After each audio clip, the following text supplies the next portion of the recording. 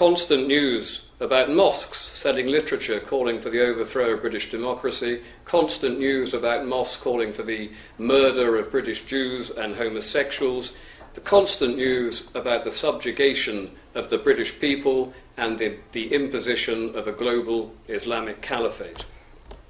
And this is today.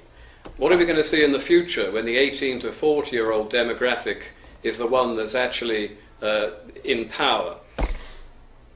We only have to look around the world to see the answer, and let me take just one example of Lebanon. Lebanon used to be a majority Christian country, but as the Islamic demographic grew, so did their demand for control. And this triggered in 1975 a 15-year religious civil war, which killed 10% of the population, injured 33%, half of them with lifelong disabilities, and the entire Christian leadership was either jailed, exiled, or murdered. This is probably Britain's future. Britain's security services won't be able to hold back Islamic terrorist attacks forever, and when the next one gets through, I fully expect to see indigenous British hotheads somewhere take revenge by going out and murdering a Muslim somewhere in Britain, or by torching a mosque, and when that happens, this whole tit-for-tat atrocity starts happening. And this is going to get worse and progressively more vicious before the entire country goes the way of the Lebanon, or more recently Yugoslavia, which of course fractured along racial, religious and tribal lines. And this view of future Armageddon will be sneered at again by the liberal left, who continue to bombard us with the lie that Islam is a religion of peace. But of course Islam is not and never has been a religion of peace. Muhammad was a warlord, and a very successful warlord at that, and Islam is a political, social and structural order of supremacy and imperialism. Islam in its most fundamental form is Nazism, in its desire for global supremacy, women fit only for the kitchen, the bedroom, the place of prayer, Jews and homosexuals to be murdered, and all those not of the faith to live their lives as second-class citizens. In fact, Islam is even worse than Nazism. Not even the most vicious of Nazis ever suggested it was permissible to bury an adulterous woman up to her neck in sand, to phone up the cousins and the nephews and the brothers, and to come round and slowly and methodically stone her to death. So what can we do about this in Britain? Even talking about it contravenes all the various new hate laws, which will now send you to prison. And the government and the media are out to demonise anybody who dares to raise the subject. And in the interest of short-term election cycles, the government is quite happy to sweep all of our potential catastrophes under the table simply because they operate on 4-year cycles and nothing longer. But it's too important to ignore, because the very lives of our children are dependent upon what we do today. And there's very little on the horizon, to actually change where we're going. The liberal left are very happy with mass immigration, because mass immigration provides them with mass votes.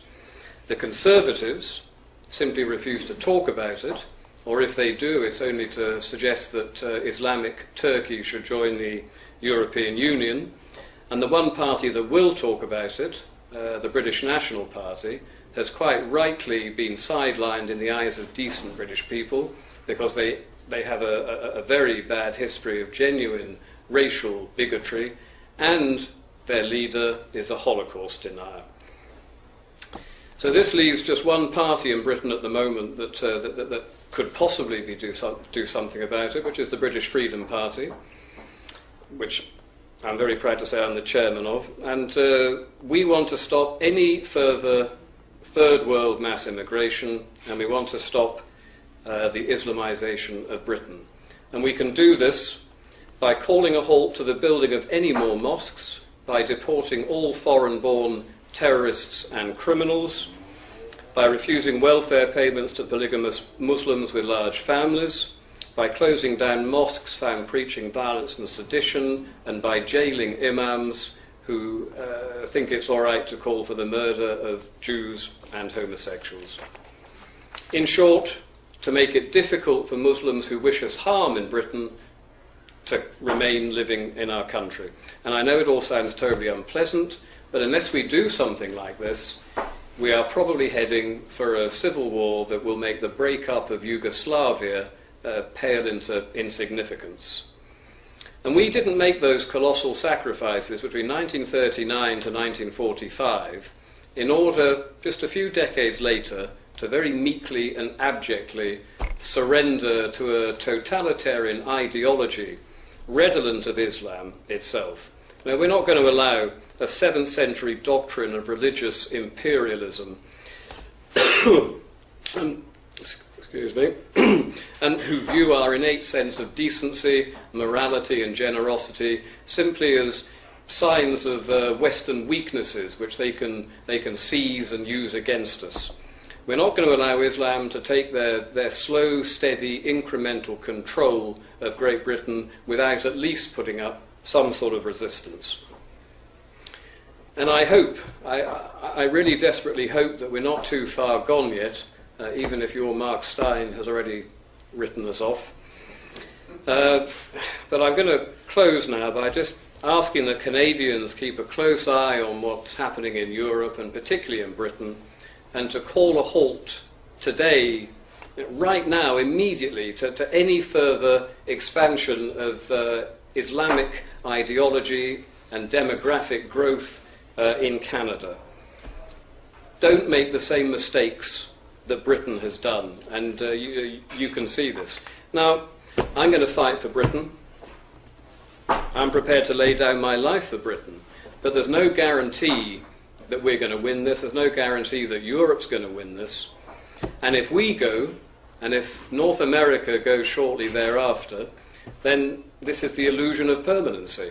Now, this has happened. Civilizations end. And we're looking at that situation right now. And if Western civilization goes, this is one of the kindest, most humane, most decent civilizations the world has ever known. And it's going to be replaced with Islam, the most barbaric, illiberal, totalitarian, pathologically cruel regime the world has ever seen. So I'm just going to say to you, please, Canada, look at what's happened to Europe, look at what's happened to Britain, and don't let it happen to you. Thank you.